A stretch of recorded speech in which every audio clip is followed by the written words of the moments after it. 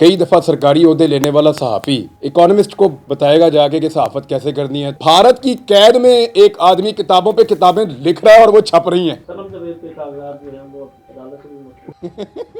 मैंने आपसे कहा था इसका मरियम नवाज से मैच पड़ेगा तो ये उसका इलेक्शन वार देगी। जवाल की हालत चेक करो कि सर्वे ही रोक दिया। एक खबर मैं इस्लामाबाद में दे के भी आया हूँ कि मियाँ साहब के लिए कोई अच्छी खबर नहीं है। आपने आज कार्रवाई कोई कुछ कर ही नहीं सकता। मैं चाह रहा हूँ कि मुझे चीफ जस्टिस ऑफ पाकिस्तान बुला लेते, आपको बताऊंगा आप भी। हम एक खत से आ जाते हैं जो अडियाला जेल से लिखा गया है और लगता है कि जैसे कोई आसमान गिर पड़ा है। नेल्सन मंडेला किताबें लिखते हैं जेल में, मौलाना आज़ाद जेल से किताबें लिखते हैं, बड़े बड़े लीडर, पाकिस्तानी लीडर भी लिखते हैं। FIM असैसिनेटेड भुट्टो साहब ने लिखी है। तो ये अगर इकोनॉमिस्ट को खत चला जाए तो इसमें क़यामत क्या गिर गई है इमरान खान साहब के लिखने से। इट्स एन आर्टिकल, एक आर्टिकल के तौर पे वो छपा है।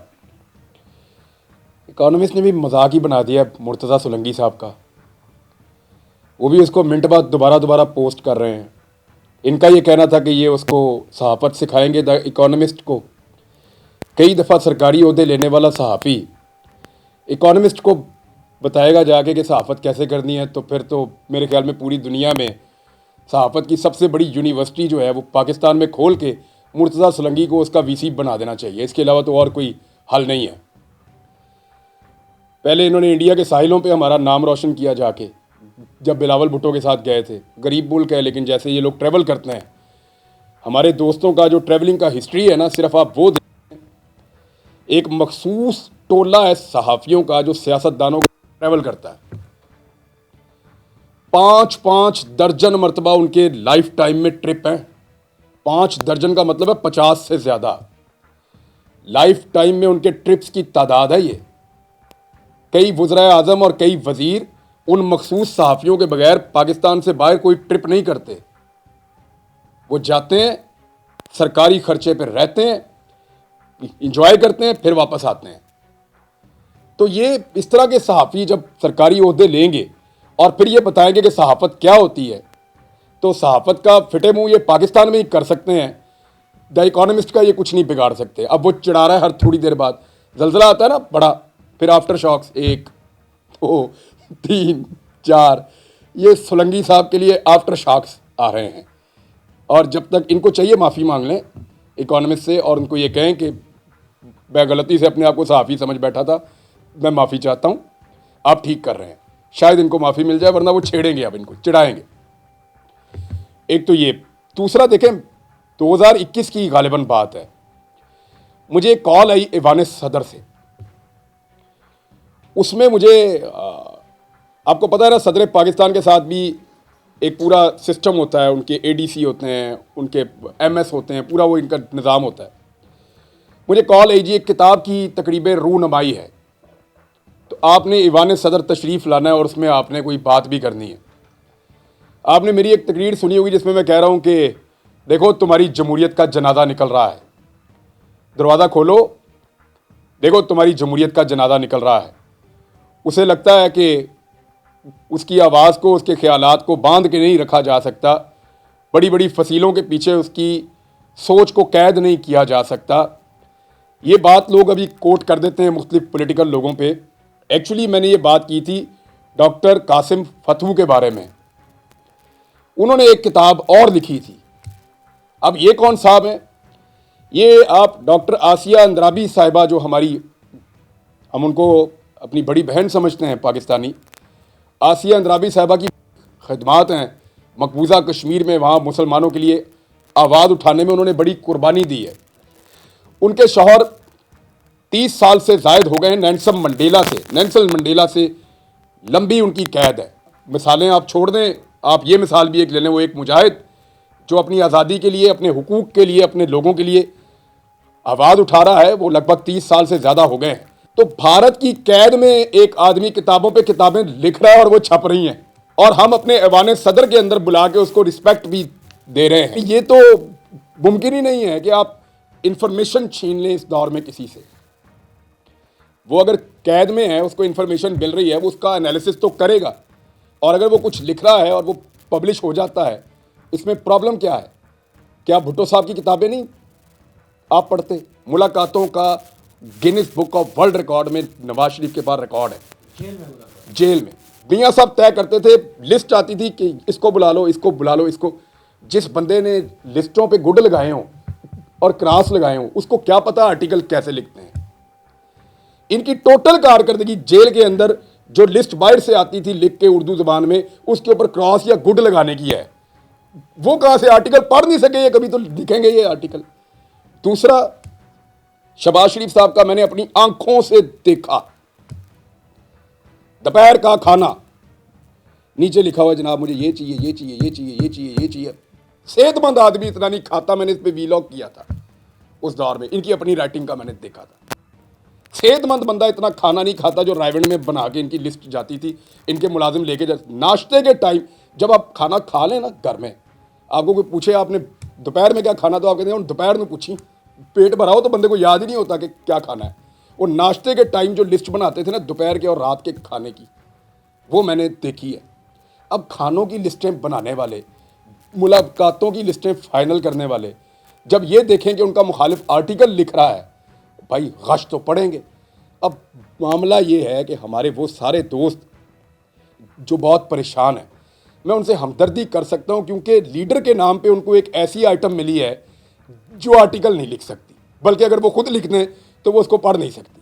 ये हालात। इमरान भाई ये बताएं कि एक अफवाह भी फैलाई जा रही है और कुछ लोगों ने, कुछ सीनियर लोगों ने भी ट्वीट की कि इंतखाबात को मुलतवी करवाने के लिए अब एक बहुत बड़ा सानहे की तरफ भी दोबारा से ले जाया जा सकता है कि कोई ना कोई ऐसी हरकत दोबारा की जा सकती है। 9 मई चले एक हो गया था या किसी भी तरीके से, और इसके ऊपर हमने देखा कि सेनेट के अंदर भी फिर एक करारदाद जो है, चाहे वो एक मजाक ही है लेकिन फिर भी उसके अंदर भी सिक्योरिटी थ्रेट्स को रखा गया। आप क्या समझते हैं कि इस तरीके से इलेक्शन मुलतवी करवाए जा सकते हैं? देखिए, हामिद मीर साहब ने ये खबर अभी दी है, हालांकि उनकी कई दफ़ा खबर बाउंस भी, किसी की भी हो सकती है बाउंस, खबर तो किसी की भी बाउंस हो सकती है। अल्लाह ना करे ऐसा कुछ मुल्क में हो। मैं तो दुआ करता हूँ ये खबर सच्ची भी है तो बाउंस हो जाए, और उनके पास अगर ये इन्फॉर्मेशन उन्होंने दी है तो किसी बुनियाद पे उन्होंने दी होगी। किसी ने उनको कहा होगा, इतनी बड़ी बात बंदा वैसे ही नहीं हवाई मार देता, किसी बुनियाद पे उन्होंने कहा होगा।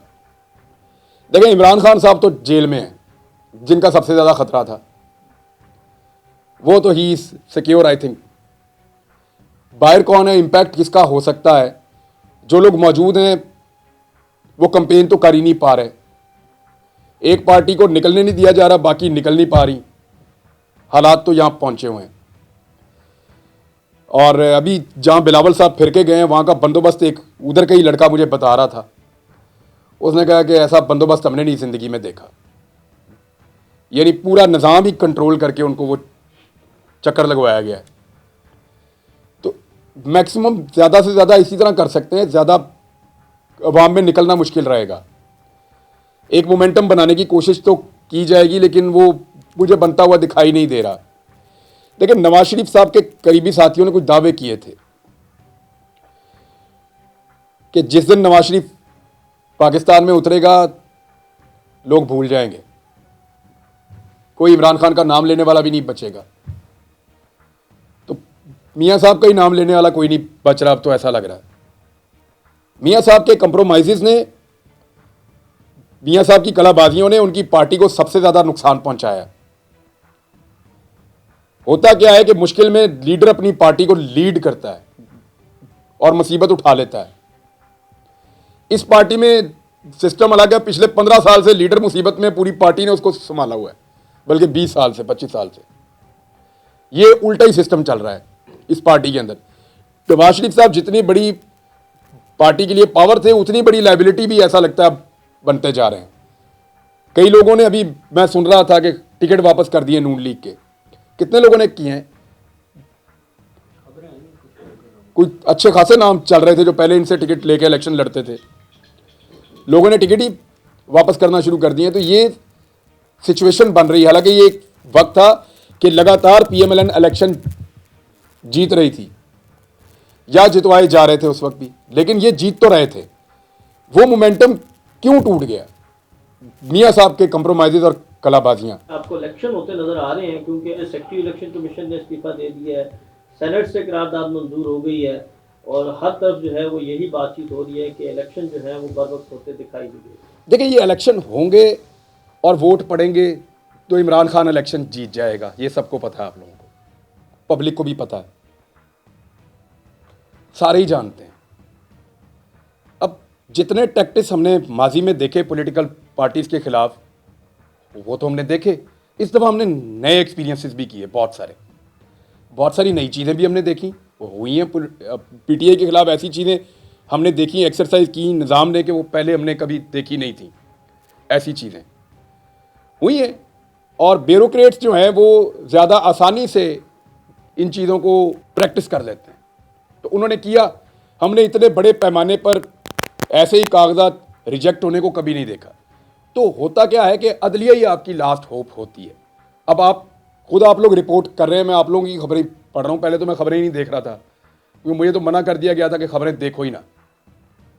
जब मैं वापस आया हूँ, मैंने 1-2 दफ़ा कोशिश की तो मुझे मना किया था, इवन डॉक्टर्स ने भी, कि आप दूर ही रहें खबरों से। फिलहाल एक खबर मैं इस्लामाबाद में दे के भी आया हूँ कि मियाँ साहब के लिए कोई अच्छी खबर नहीं है। लेकिन आपके सवाल पे मैं आता हूँ वापस। अदलिया से आप लोग जो रिपोर्ट कर रहे हैं उसके मुताबिक तो मुझे ये समझ आई है कि जो ज़्यादती हो रही है काफ़ी हद तक उसका मुदावा हो रहा है। यही होप है। लेकिन मेरे ख्याल में ये जो कुछ हमने पिछले चंद हफ्तों में देखा है, उससे एक बात तो मुझे समझ आई है। वो मुझे ये समझ आई है कि इलेक्शन वाले दिन अगर बहुत बड़ी धांधली भी हो सकती है ना, वो भी किसी काम की नहीं है, वरना ये सारा कुछ ना करना पड़े। सनम जवेद के कागजात जो हैं वो अदालत से भी मसला, टेक्निकल ग्राउंड के ऊपर कोई मसला उसका बना है। नून लीग के बुका वहाँ मौजूद थे, वो फोन करके मुबारकबादी दे रहे। मैंने आपसे कहा था कि अगर इसका मरियम नवाज से मैच पड़ेगा तो ये उसका इलेक्शन वार देगी, और वो ठीक थी बात, वो बिल्कुल सही थी बात। ये बहुत बड़ी चिपक है, इसने मरियम नवाज को चिपक जाना था। बहुत से नए लोगों को पीटीआई का टिकट मिला, तो आपने कोशिश नहीं की? उन्होंने काफ़ी कोशिश की। सर करोड़ों रुपया लगा के जो है वो आरओ को लगाया गया था, और उन्होंने जो है वो हलाल भी किया कि कागजात मुस्तरद किए, लेकिन अदालत ने काफ़ी लोगों के बहाल कर दिए। अच्छा, करोड़ों रुपए का तो कोई सबूत मौजूद नहीं है, लेकिन उन्होंने गलत किया इसका सबूत तो मौजूद है। मतलब कि मुख्तलिफ हलकों से मुस्तरद होने वाले कागजात नामजदगी कॉपी पेस्ट पे मुस्तरद हुए हैं। एक ही तरह का कंटेंट है सारा, ये तो मुमकिन नहीं है। अब जिस तरह के वो मुस्तरद हुए उसी तरह वो एक्सेप्ट हो गए अदालत में जाके। ये देखें, शर्मिंदगी वाली कितनी बात है। शायद कोई शर्म ही ख़त्म हो गई है। ब्यूरोक्रेट्स को ये सोचना चाहिए था कि जो हम काम कर रहे हैं ये अदालत में जाके रिवर्स हो जाए। आप कोई फैसला करें और इमीडिएटली 3 दिन में उसका उल्टा फैसला आ जाए। एक आम गैरतमंद आदमी को उस पर शर्म आनी चाहिए। सर, आपको इतने महीने गैरकानूनी तौर पे रखा गया अंदर, और 4 महीने से ज़्यादा ही थे, तो आपने आगे कार्रवाई क्यों नहीं की? आपने केस भी वापस ले लिया, आप ज़्यादा बोले भी नहीं। मैं चाह रहा हूं कि मुझे चीफ जस्टिस ऑफ पाकिस्तान बुला लेते। आपको इंसाफ पे यकीन है पाकिस्तान के? नहीं, मुझे चीफ जस्टिस ऑफ पाकिस्तान बुलाएंगे तो मैं बताऊं। सर वो तो कह रहे हैं मैं मतीउल्लाह जान को जानता हूँ जो 5 घंटे अंदर रहा था, इमरान रियाज को नहीं जानता। कोई बात नहीं है, मतीउल्लाह के साथ ज्यादती हुई थी। अगर वो उसको भी जानते हैं तो हम उनका शुक्रिया अदा करते हैं। अच्छा, आप सिर्फ चीफ जस्टिस ऑफ पाकिस्तान से बात करेंगे, उसके अलावा किसी से? कोई कुछ कर ही नहीं सकता। वो कर सकते हैं? उम्मीद कर सकता हूं मैं। उम्मीद है। हाँ, आपको बताऊंगा, आप भी। सर पैमरा का नोटिफिकेशन आया है कि जी सर्वेज नहीं कर सकते आप हल्के में जाकर, और जो बड़ी ऑर्गेनाइजेशन हैं सर्वे की, जिसमें गैलप है जिनका काम ही ये है, उन्होंने भी वो भी नहीं कर रहे सर्वे। किसने रोका हुआ है उनको? क्या वजह, क्यों लगता है आपको? क्या लगता है क्यों मना कर रहे हैं? आज तक तो नहीं किया। जवाल की हालत चेक करो कि सर्वे ही रोक दिया उन्होंने।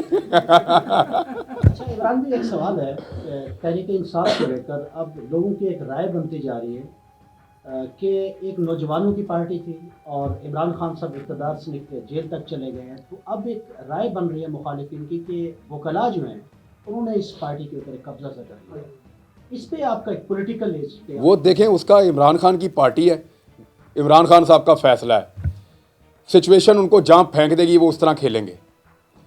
मेरे ख्याल में जिन हालात से ये पॉलिटिकल पार्टी इस वक्त गुजर रही है, शायद कोई भी पार्टी पाकिस्तान की नहीं गुजरी। इन हालात में नॉर्मल फैसले तो हो नहीं सकते।